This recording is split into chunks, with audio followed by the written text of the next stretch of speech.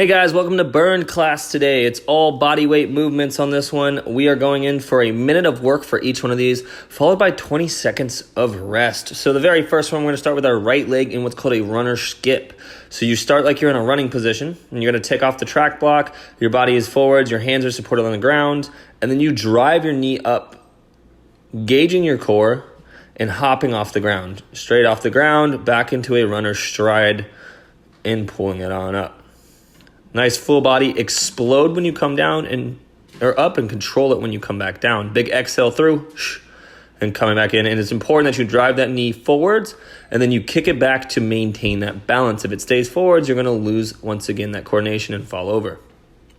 Next, we're going to go into an ab movement right away. We're going to do a flutter kick. So I want you to either sit on your hands or put them out to the sides. And notice I crunch up before I go 6 to 12 inches of slow, controlled, squeezing my whole core, continuously breathing.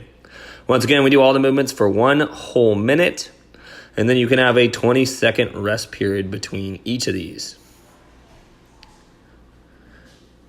Standing back on the feet, we're going to go into the always favored squat jump. It is a nice explosive movement. I want you to do shoulder width apart. You should see inline stability. So it should be shoulder, hip, knee, toe, and you sit into it, sticking your butt out, not letting the knees over your toes. You drive it from your heels, exhaling, exploding up, and controlling it down. Now notice I use my hands to get a little bit more rhythm motion into it, and it allows you to get a little bit more vertical to it as well too. Land on your feet if you can. Try to absorb it by bending your knees on the shock and going right back into it. Once again, 20-second break.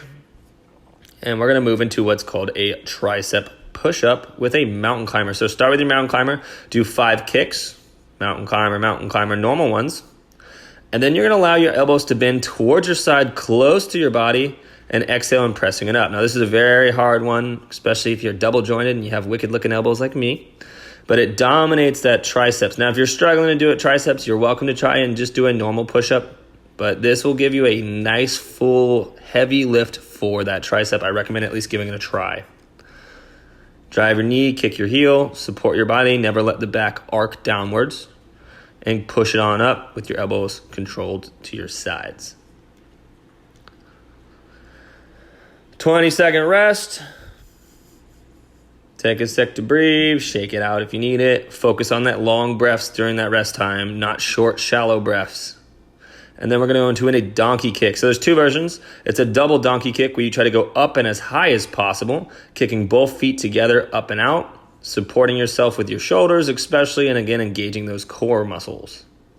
Or you can do a single side donkey kick where you alternate and go straight up and you leave the ground. So unlike a glute kickback where you're driving it and squeezing the glutes, this one's more cardio based where you're driving and using your whole body to really support yourself and then stabilizing with your shoulders.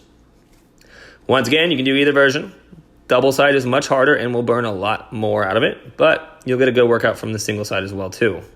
Next we're going into is a lateral lunge, or some people call them split squats as well too. In this case, you're going to keep your legs straight and sit into it, allowing your hips to turn into the leg that's straight. Notice my body faces that straight leg, and that straight leg is just kind of there for support and balance, and I'm allowing that knee to bend, so I'm really sitting into a deep squat-like motion.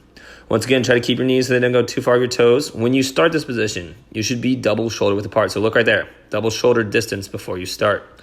I have my arms up for balance, and I turn towards the leg that I'm using. Next, we're going to go into is our jump lunges. So start out with your positioning. It's all about finding the good position. Bend your back knee and explode, and then catch it with the other knee, driving it forwards. Now notice, again, I'm bending when I catch it, and I'm bending when I'm driving it up. Your back knee should be the leading factor. The front one will always follow. If you land too close with your feet together, you're going to lose your balance. So a little bit wide, about shoulder wide of a stance is what you kind of want it to be. Keep those arms up. This one will burn the legs really fast and takes a lot of aerobic energy. Next we're going to go into is a long jump with a back shuffle and getting low when you back shuffle. Now notice how I throw my hips forwards. It's going to allow you to get the most forward trajectory. Mind how you land. Stand low, bend your knees, and back shuffle nice and fast. Explode through.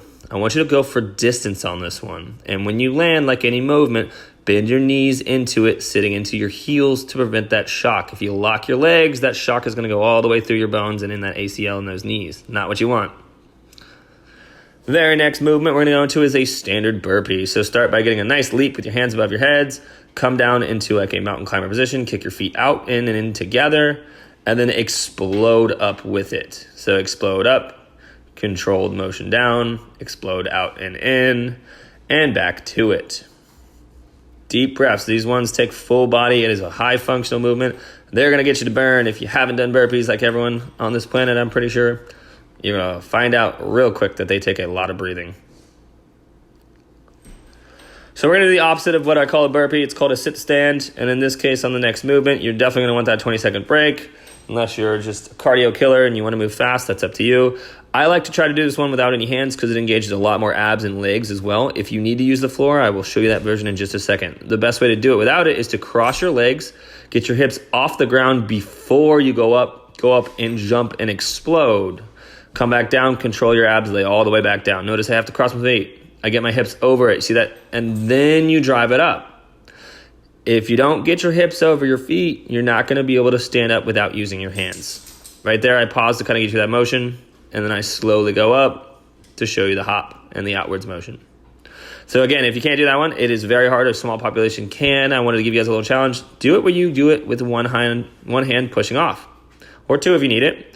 That being said, whatever side you did on the last one, you want to make sure you're doing it evenly. So now I did it on the left. This time I'm going to do it on my right side. Whatever you do on one side, you want to do it on even. And that's true in any aspect of fitness. If you have a lot of lopsidedness or you're doing one side dominant, you're going to get stronger on one side, can lead to a lot of unbalanced issues, and it can give you a lot of problems in the future. So do even if that means you have to drop the weights, keep the weights even on both sides, whatever it is. If you do weighted movements, rep counts, make sure it's even.